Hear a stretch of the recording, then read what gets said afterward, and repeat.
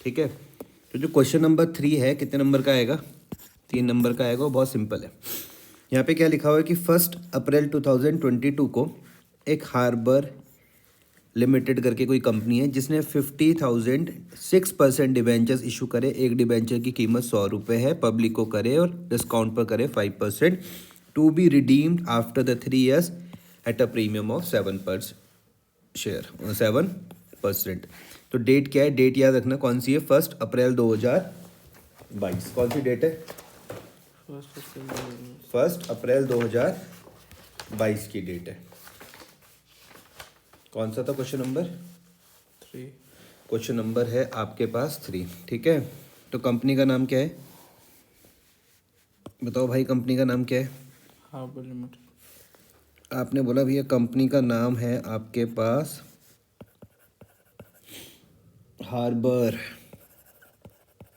Limited. ठीक है। और डेट कौन सी है, 1 अप्रैल मतलब 4 और 2022 की है। हार्बर लिमिटेड ने इशू क्या करे, 50,000 डिबेंचर्स। कितने, और क्वेश्चन में क्या लिखा हुआ है, यहाँ पे बुक में भी ध्यान दे के चलते रहना है। ठीक है। On 1 April 2022 Harbour limited issued 50,000 6% debenture. अब ये जो 6% डिबेंचर है ना, नाम है भाई, याद रखना। 6% डिबेंचर क्या है, नाम है इसका। ये 50,000 6% डिबेंचर। ठीक है। और ये जो इसमें जो तुमको जो 6% दिख रहा, ये 6% क्या है, रेट ऑफ इंटरेस्ट है। ठीक है। इससे पहले आप दिमाग में एक केस बनाओगे कि जब हमारे यहाँ पर कंपनी क्या करती है, इशू करती है डिबेंचर। क्या कर रही, इशू कर रही है। इसका मतलब ये क्या कर रही है, मार्केट से पैसा रेज्ड कर रही है। इतनी बात समझ में आ रही है। इशू करेंगे, मार्केट से पैसा रेज्ड करिए, किस फॉर्म पर, एज अ लोन के फॉर्म पर। समझ में आया।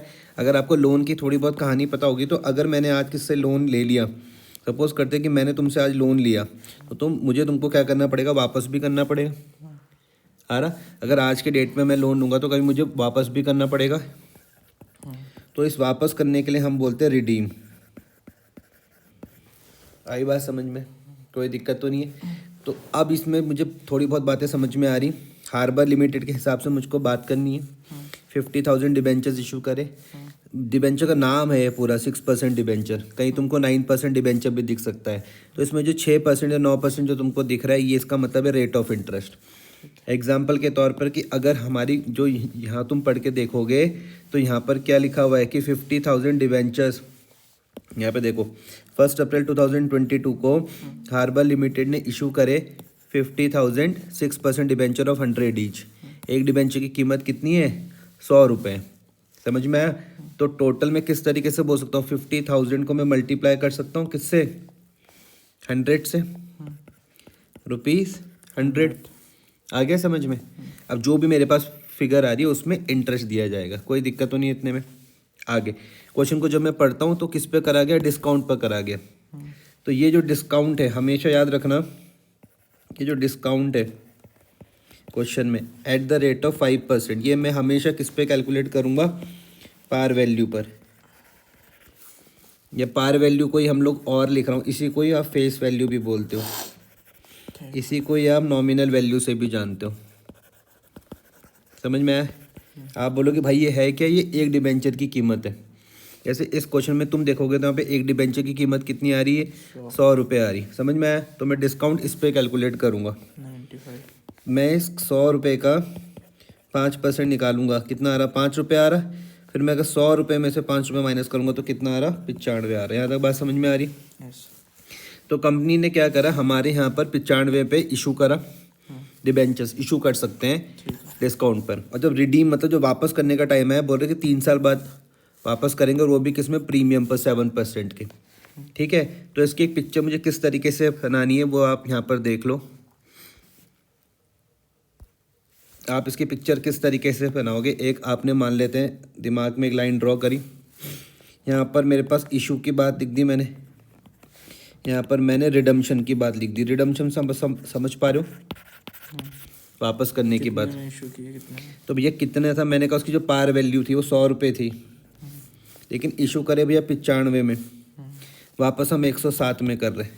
यही है क्वेश्चन में, यस, इशू कितने में करे भैया 5% के, डिस्काउंट में। वापस 107 में कर रहे हैं।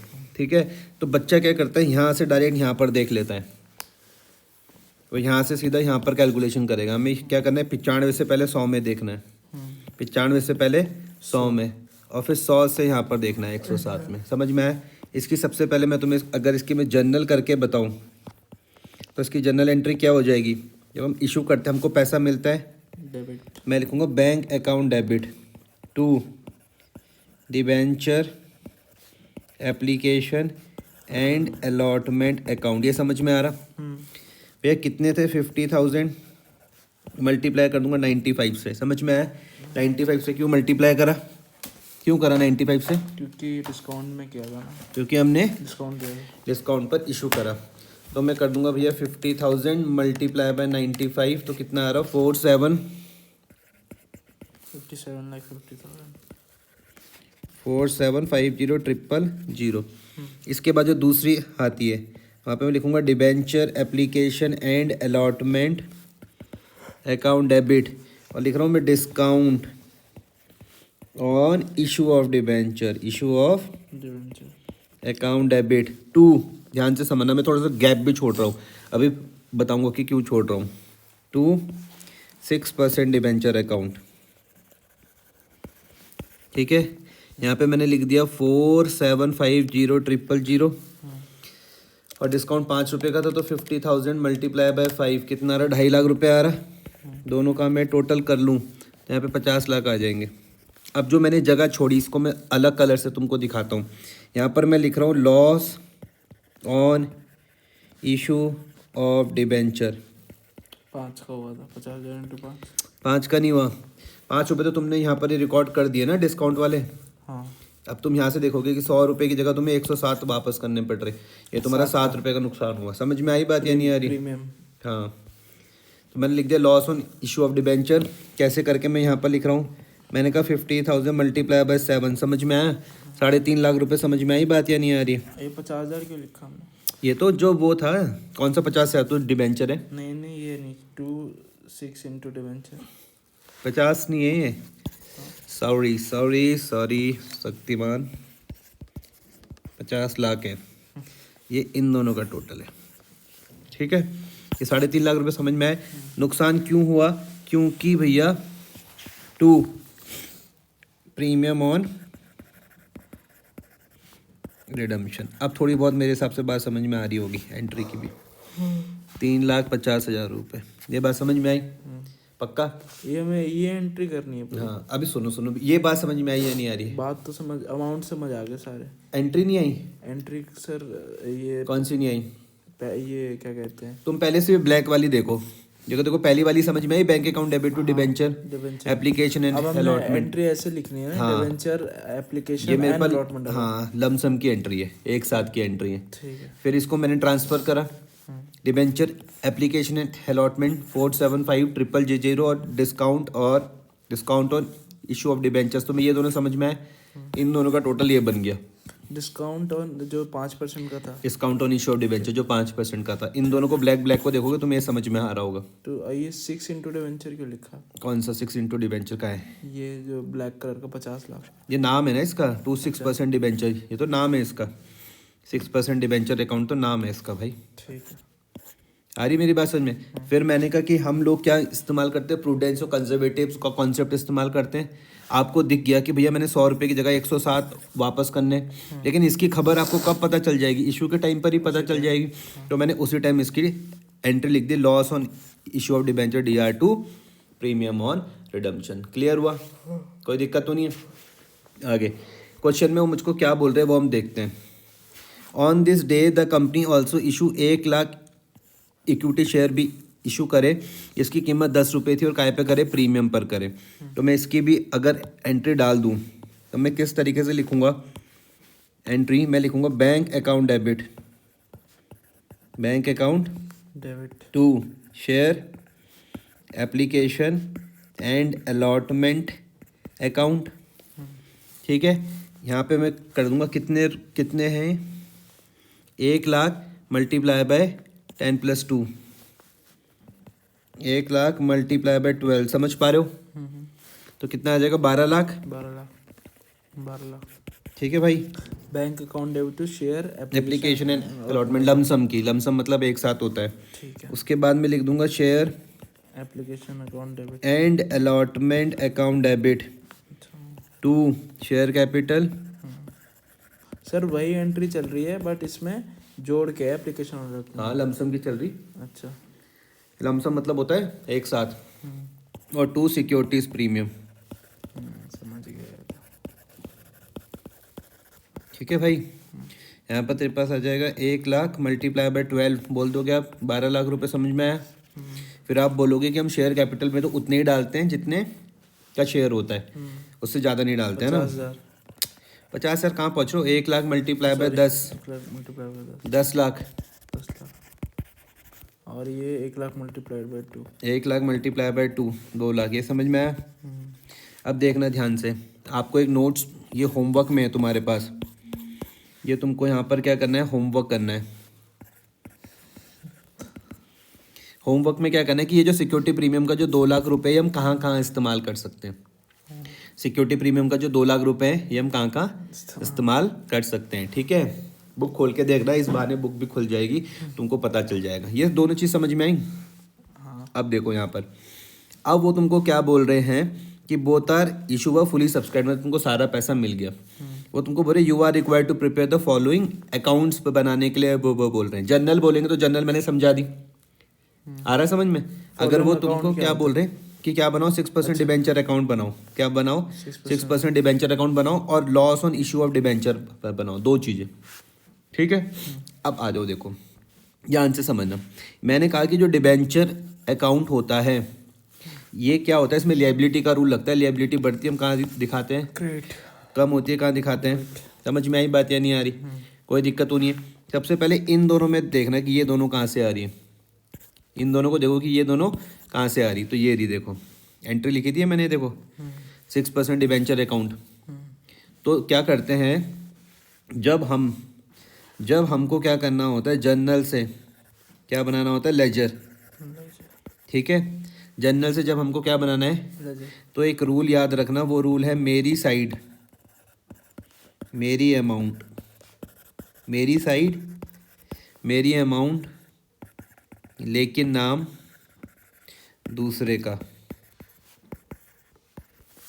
आया समझ में तो अगर जब तुमको जर्नल से क्या बनाना है लेजर बनाना है क्या बोलोगे मेरी साइड मेरी अमाउंट लेकिन नाम दूसरे का जैसे कि सपोज करते हैं मुझको बनाना है 6% डिबेंचर अकाउंट यही बनाने के लिए कहा गया तो बोलेगा मेरी साइड मेरी अमाउंट इसकी साइड कौन सी है इसकी साइड है क्रेडिट अमाउंट कितनी है 50 लेकिन 50 बनी कैसे इन दोनों से मिलके नहीं आया समझ में मेरी साइड मेरी अमाउंट मेरी साइड मेरी अमाउंट तो वाली साइड क्रेडिट होती है ये इन दोनों को जोड़ के 50 ही तो बन रही लेकिन नाम दूसरे का तो दूसरा कौन है इसको छोड़ दोगे तो ये दोनों आ जाएंगे इसको मत देखना ब्लू वाले को मत देखना क्योंकि ब्लू वाला इसके साथ है ठीक है लेकिन नाम दूसरे का तो बाय डिबेंचर एप्लीकेशन ब्लू वाला इसके साथ है प्रीमियम के साथ हाँ ठीक है इसी के साथ तो है ये इसको देखो ये बोलेगा हमको ये बनाने के लिए कहा गया बोलेगा मेरी साइड मेरी अमाउंट मेरी साइड कौन सी है 50 लाख क्रेडिट क्रेडिट मेरी अमाउंट कितनी है 50 लाख लेकिन 50 लाख इन दोनों से ही तो मिलके बनी हुई नहीं आ रहा समझ में लेकिन नाम दूसरे का तो by debenture application and allotment और by discount on issue of debenture तो तुम्हें अब थोड़ी बहुत बात समझ में आ रही होगी कि आ कहाँ से रहा है समझ गया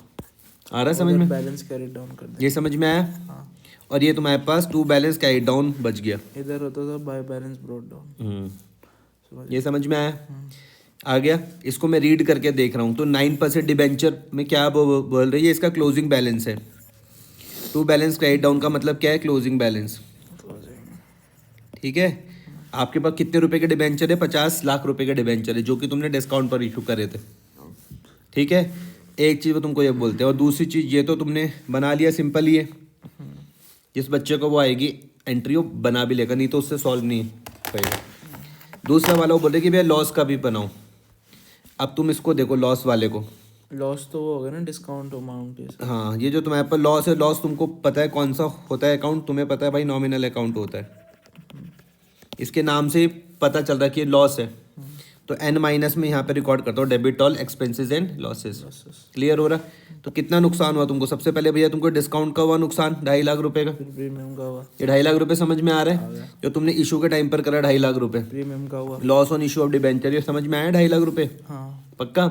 और दूसरा तुमको भैया जो तुमने 7% देना था फालतू वो भी तुम्हारे पास नुकसान है, तो टोटल नुकसान तुम्हारे पास 6 लाख रुपए का हो रहा। डेट का ध्यान रखना भैया, डेट का ध्यान रखना। अभी ये आया समझ में? आ गया। 2.5 लाख रुपए समझ में आया जो तुमने 5% के डिस्काउंट पर दिया, और ये 3.5 लाख रुपए जो तुमने 7% फालतू दिया, तो टोटल तुम्हारे पास 6 लाख आया। चलो। आया। लेकिन तुमने क्या करा था यहाँ पे, शेयर भी इशू करे थे ये, और तुम पे ये 2 लाख रुपए सिक्योरिटी प्रीमियम के पड़े हुए थे। तो जो ये जो 2 लाख रुपए का सिक्योरिटी प्रीमियम है, जब तुम होमवर्क करोगे, जब तुम घर जाके होमवर्क पूरा करोगे, तब तुमको पता चलेगा कि मैं 2 लाख रुपए कहाँ कहाँ पर इस्तेमाल कर सकता हूँ। शेयर दे 12 लाख का वो था क्या? ये share application and allotment. Share capital हो गए 10 लाख का जो अमाउंट है, 2 लाख का प्रीमियम हो गया। हाँ, तो उसमें ये 2 लाख के प्रीमियम पर ध्यान तो दो। आपने क्या क्या क्या कहा? सुनो तो सुनो, मेरी बात सुनो। शेयर तो तुम्हारे पास जो था वो तो था ही, लेकिन तुम्हारे पास अभी सिक्योरिटी प्रीमियम में 2 लाख रुपए पड़े हुए ना, फालतू ही तो है। आ रहा समझ में? अब इसका इस्तेमाल मैं कहाँ पर करूँगा? अपनी नुकसान की भरपाई करने पर। नहीं आया समझ में? ये 2.5 और 3.5 तुम्हारे पास 6 लाख रुपए का नुकसान हुआ। 6 लाख में से तुमने 2 लाख रुपए यहाँ पर रिकवर कर ली, ठीक है। अब 4 लाख करा। तो 4 लाख रुपए तुम्हारे कहाँ चल जाएंगे? By statement of profit and loss में। समझ में आई बात या नहीं आ रही? अगर ये सिक्योरिटी प्रीमियम ना होता तो 6 तो लाख यहाँ पे 6 लाख चल जाते। By statement of profit and loss. थोड़ी बहुत बात समझ में आई? हम्म, पक्का? कोई दिक्कत परेशानी किसी तरीके की? नहीं। तो ये तुमने दूसरी चीज़ भी यहाँ पर बना ली। आया समझ में? करो इस थर्ड वाले को पूरा सॉल्व।